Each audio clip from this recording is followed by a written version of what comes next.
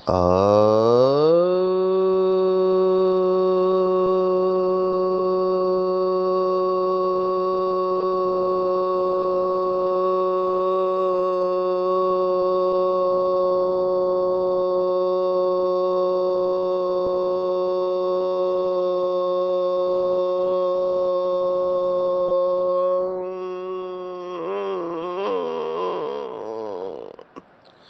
Shanti.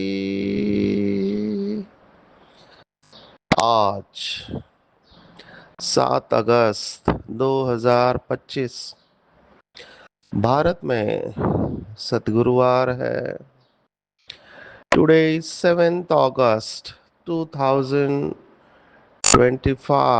and it's Thursday in Bharat.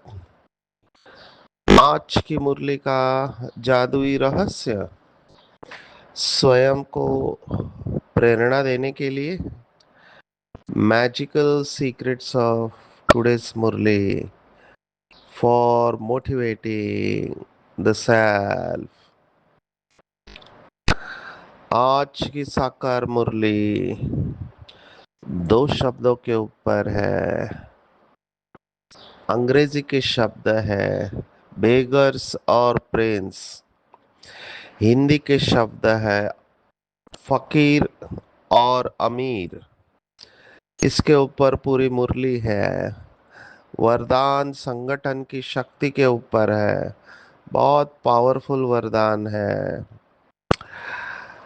Last so fast आने वाले साधारण और व्यर्थ संकल्प से मुक्त रहेंगे तो नंबर ले लेंगे।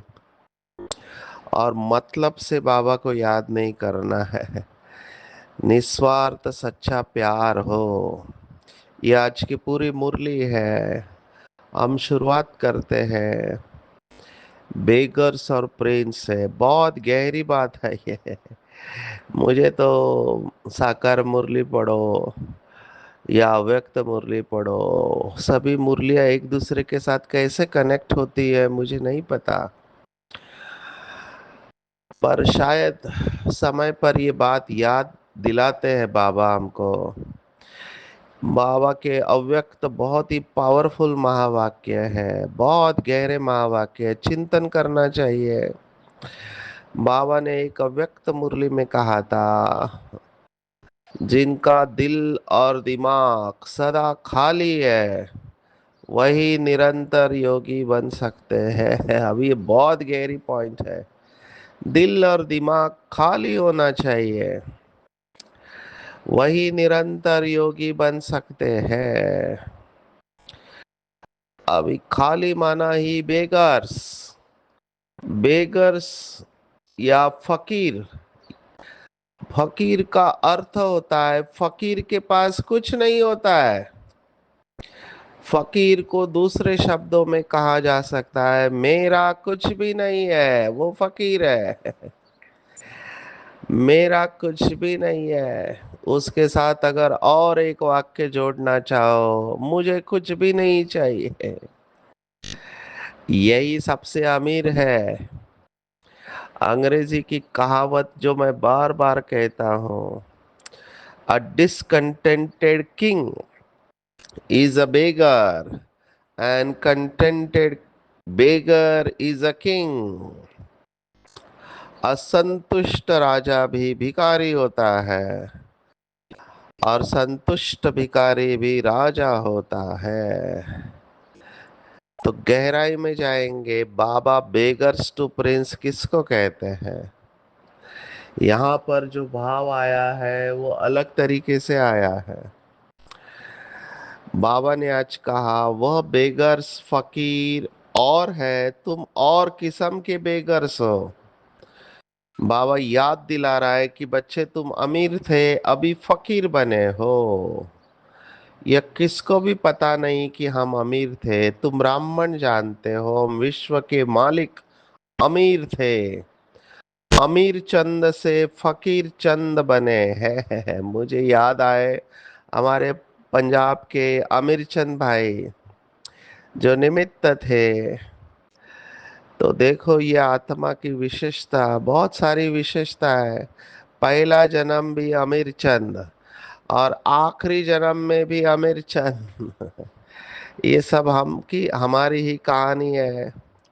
संगम युग पर मैं अमीर उसे कहता हूँ, वो बाबा का बच्चा अमीर है, जो अपनी मन और बुद्धि को निरंतर शिव बाबा के ऊपर एकाग्र करता है, जिसने शिव बाबा को अपना संसार बना लिया है, अपने को अविनाशी ज्ञान रत्नों से भरपूर किया है, और जिसको पक्का निश्चय है कि मैं ही सतो प्रधान था, फिर से बन रहा हूँ।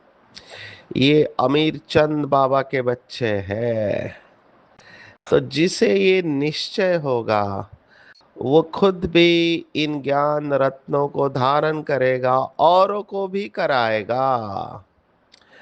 अभी औरों को कराने का फायदा डबल है। एक, जैसे मैं देख रहा हूँ, मुझे ज्ञान मुरली रहस्य सुनाना है तो पहले मुझे उसे पढ़ना पड़ता है, बार बार रिवाइज करना पड़ता है। फिर मैं देखता हूँ कौन सी पॉइंट के ऊपर क्या सुनाना चाहिए, तो मेरा ही अंदर मनन चलना चालू हो जाता है, और फिर मैं सुनाता हूँ बाबा की याद में। तो दूसरों को भी फायदा हो रहा है, जिस तरह से फीडबैक लोग देते हैं कि उनको प्रेरणा मिल रही है श्रेष्ठ पुरुषार्थ करने की, तो उनका तो फायदा बाद में हुआ, सबसे पहला तो मुझे फायदा होता है। तो जो धारण करके औरों को कराते हैं उनको सबसे ज्यादा फायदा होता है। इसलिए बाबा हमेशा दो शब्द इस्तेमाल करता है, एक बनना है और दूसरों को बनाना है। ये आज की पूरी मुरली है, बहुत गहरी बातें हैं। अभी चिंतन करना चाहिए कि हम फकीर बने क्यों। लौकिक के हिसाब से फकीर अलग, और जो योग की बात से मैंने कहा, जिनका दिल और दिमाग खाली है, वो निरंतर योगी बन सकते हैं। दोनों अलग बातें हैं, कंफ्यूज नहीं होना। लौकिक के हिसाब से जो गरीब है वो फकीर है। फकीर बने कैसे? हम इतने अमीर चंद थे, तो विकारों ने हमें फकीर बना दिया। हमारी सब कला काया चट हो गई। कहाँ 16 कला संपूर्ण संपूर्ण निर्विकारी थे, और कहाँ विकारों के वश पतित और मैली आत्मा, जो कल कुछ दिन पहले मुरली में आया था कि अधम ते अधम पापी हो गए। तो विकारों के वजह से हम फकीर बन गए। मुझे ये अमीर चंद की बात बहुत अच्छी लगी। बाबा ने कहा, एक मुरली में बाबा ने देखो कितना नशा चढ़ाया था, जवाब कैसे देना चाहिए। तो दुनिया में कहावत है कि खाली हाथ आए थे खाली हाथ जाएंगे। बाबा ने कहा तुम्हारे लिए कहावत लागू नहीं पड़ती है, ये दुनिया वालों के लिए है। हमारे लिए कहावत है, जब आए थे इस धरती पर तो भरपूर होकर आए थे, और जब जाएंगे तो भी भरपूर होकर ही जाएंगे। तो हम खाली हाथ नहीं आए थे, न जाएंगे। बहुत नशे की बात है। तो चिंतन करना चाहिए कि क्या मैं संगम युग पर पूरी तरह से फकीर बना हूँ, मेरा कुछ भी नहीं और मुझे कुछ भी नहीं चाहिए। अभी चिंतन करेंगे बाबा ने ऐसे क्यों कहा होगा कि दिल और दिमाग खाली है तो निरंतर योगी बन सकते हैं। इसका स्पष्टीकरण है कि दिल और दिमाग बातों से भरा हुआ है, तो अव्यक्त महावाक्य है, जहां बातें हैं वहां बाप नहीं, क्योंकि वो बातें ही विघ्न बनेगी बाबा की याद में। बाबा हमेशा समाने की शक्ति का वर्णन करता है। कि कोई ऐसी बात दिखाई देती है, सुनाई देती है, तो उसे समा लेना चाहिए। हमने कुछ दिन पहले देखा, परिवार की बात बाहर वर्णन नहीं करना चाहिए। लौकिक में भी ये नियम को फॉलो किया जाता है, पर कई लोगों में ये बातें समाने की शक्ति नहीं होती है। अव्यक्त महावाक्य फिर से याद दिलाना चाहूंगा। जब कोई बाबा का बच्चा किसी और का अवगुण वर्णन करता है, देखो कितनी बड़ी बात बाबा ने कही है, बहुत सुंदर। जब कोई बाबा का बच्चा किसी के अवगुणों को वर्णन करता है, तो वो इनडायरेक्टली अपने अंदर की समाने की शक्ति को जग जाहिर कर रहा है। देखो बाबा ने कैसे पकड़ा है। दूसरों की कमी कमजोरियों को वर्णन करना, माना अपने अंदर समाने की शक्ति को जग जाहिर करने के बराबर है। तो फकीर बन जाओ, इन बातों को अंदर आने ही मत दो, क्योंकि ये बातें बहुत परेशान करती है। मेरे पास कितने काउंसलिंग के लिए एक ही बात, उसने ऐसा कहा, बस बातों का पकोड़ा बनाते हैं। कितने सारे बातें और पुरानी बातें याद करके आज भी दुखी है। जैसे उम्र बढ़ने लगती है, ये बातों का बोझा बढ़ने लगता है। ये सभी बातें भारी करती है आत्मा को। आत्मा इस बोझे के साथ उड़ नहीं सकती, इसलिए छोड़ दो इनको, छोड़ दो। बाबा ने स्पष्ट कहा, छोड़ो तो छूटे। अपने आप को कन्विंस कराओ कि ये ड्रामा अभी तक जैसे हुआ है उसे वैसे ही होना चाहिए। अभी ये स्वीकार करना कई लोगों को बहुत कठिन पड़ता है, क्योंकि उन्हें लगता है कि ड्रामा में उनके साथ अन्याय हुआ है। ड्रामा में उनके साथ अन्याय हुआ है, और जिसने भी अन्याय किया है उसे हम छोड़ेंगे नहीं, उसको सजा मिलनी चाहिए। लौकिक में कहावत है, टिट फॉर टैट, जैसे को तैसा।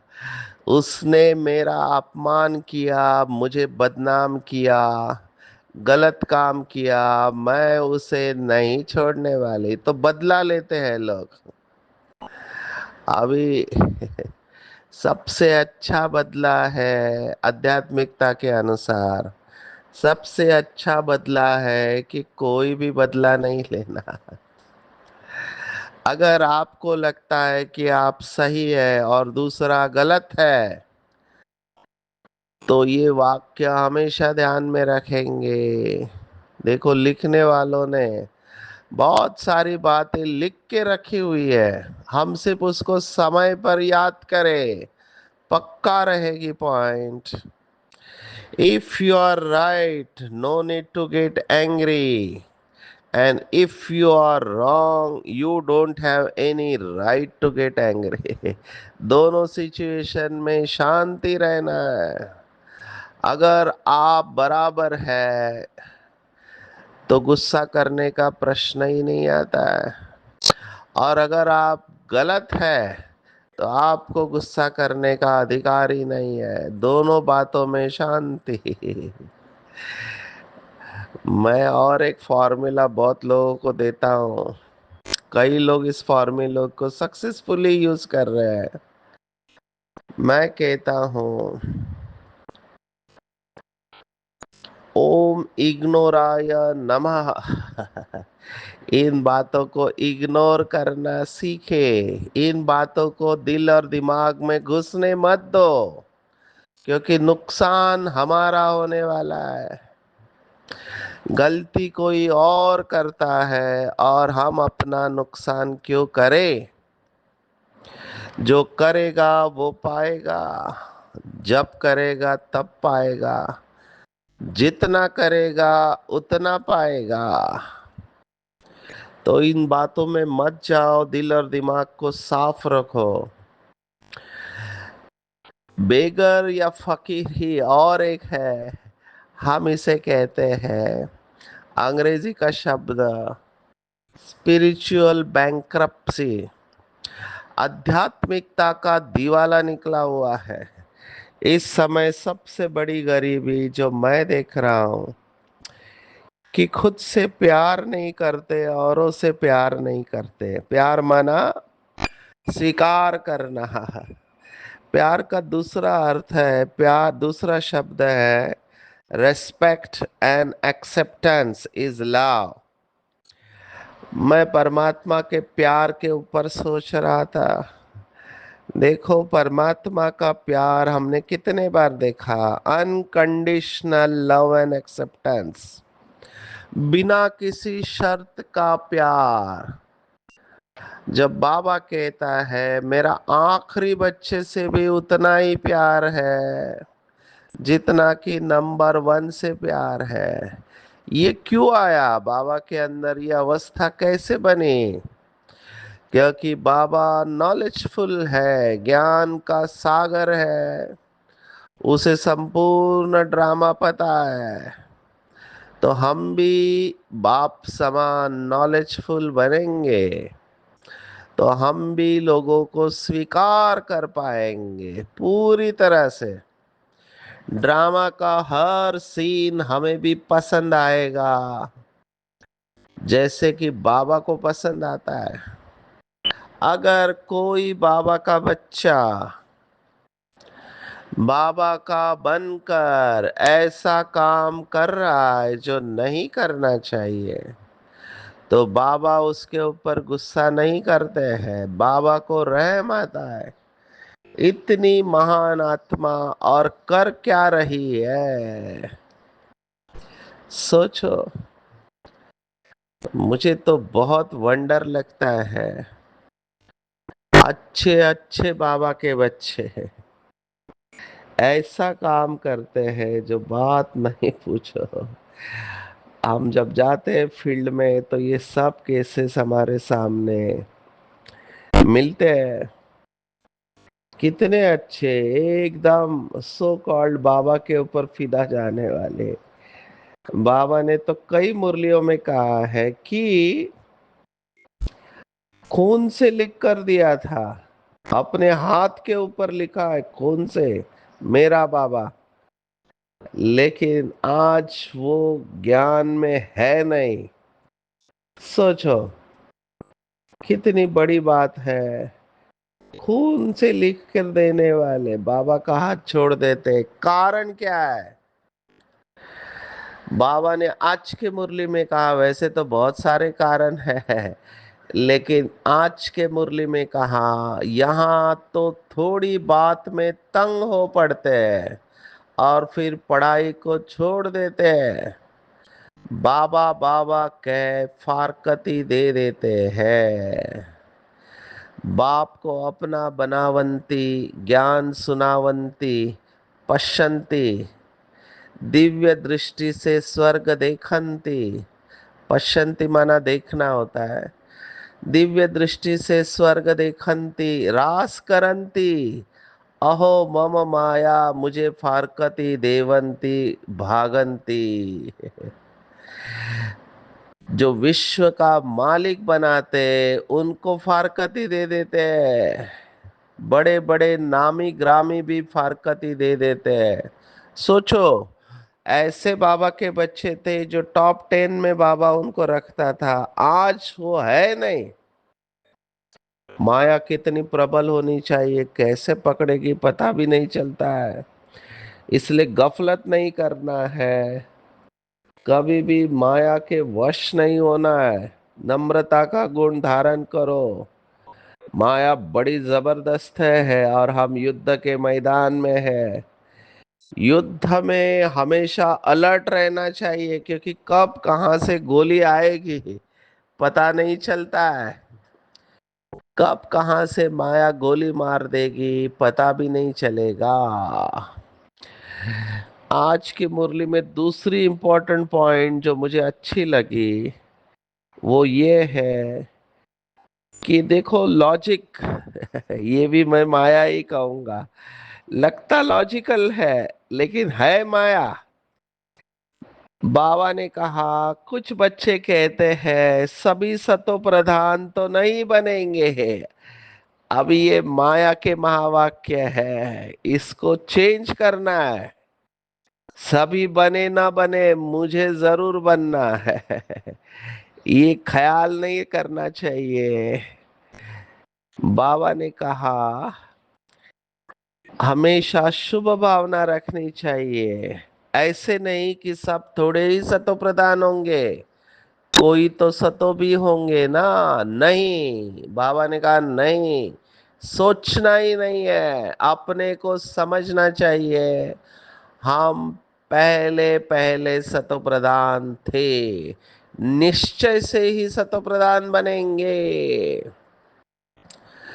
देखो बाबा एक तरफ कह रहा है वेश्याएं भी माला में आ सकती है, और आएगी ऐसे मुझे लगता है।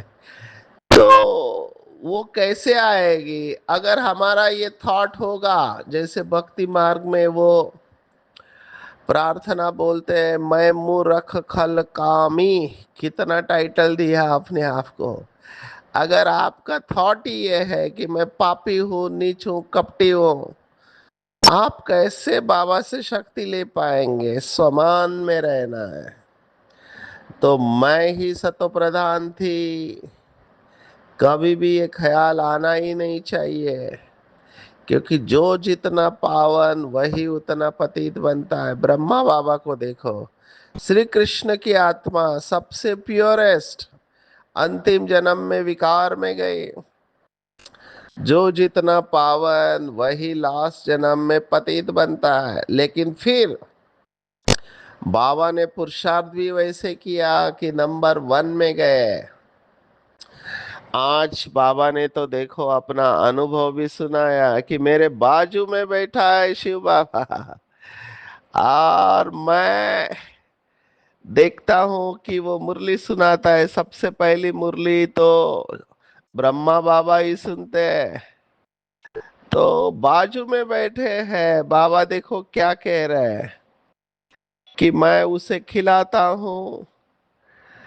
ऐसे नहीं कि मेरे साथ बैठा है तो याद अच्छी रहती, नहीं, एकदम इकट्ठा है, जानता हूं मेरे पास है। इस शरीर का जैसे वह मालिक है फिर भी भूल जाता हूँ। बाबा को ये शरीर मकान दिया है रहने के लिए, बाकी एक कोने में बैठा हूँ।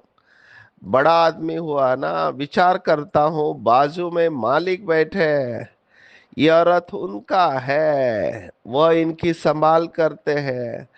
मुझे शिव बाबा खिलाते भी है, मैं उनका रथ हूँ। कुछ तो खातिरी करेंगे, इस खुशी में खाता हूँ। 2-4 मिनट बाद भूल जाता हूँ, तब समझता हूँ बच्चों को कितनी मेहनत होगी। सोचो, इसको कहते हैं एम्पैथी।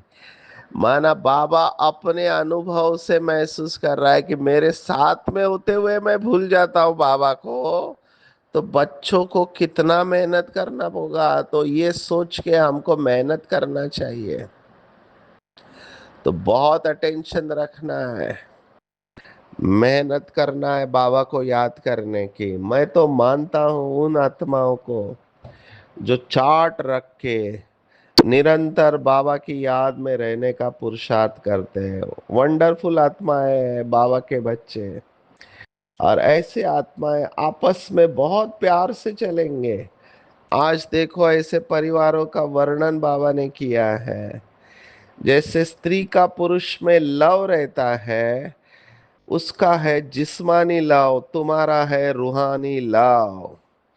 तुम्हें उठते बैठते पतियों के पति, बापों के बाप को याद करना है। दुनिया में ऐसे बहुत घर है जहाँ स्त्री पुरुष परिवार आपस में बहुत प्यार से रहते, कोई झगड़ा आदि घर में नहीं है।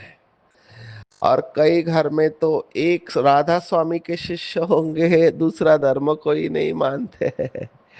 तो बाबा वर्णन कर रहा है कि कैसे घर में चलना चाहिए। लौकिक में अगर ऐसे है तो हमको तो कितना अच्छा होना चाहिए। बाबा ने आज फिर से बताया कि मैं, ये गहरी पॉइंट है कि मैं, मुझे विश्वनाथ कहते, आज काशी वालों को भी याद किया। काशी, शिव काशी विश्वनाथ गंगा। तो मैं विश्वनाथ तो हूँ ही नहीं, कुछ दिन पहले आया था। श्री कृष्ण त्रिलोकीनाथ नहीं है, इनफैक्ट कोई भी त्रिलोकीनाथ नहीं है। श्री कृष्ण, एक्चुअली श्री कृष्ण तो प्रिंस है, लेकिन नारायण को कहेंगे वैकुंठनाथ। श्री कृष्ण दोनों को एक ही वैकुंठनाथ हम कहेंगे। शिव बाबा तो परम धाम का मालिक है, त्रिलोकीनाथ कोई नहीं है। तो आज बाबा ने कहा मैं विश्वनाथ नहीं हूँ, मैं आता ही नहीं हूँ ना, तुम मुझे बुलाते हो वहां पे।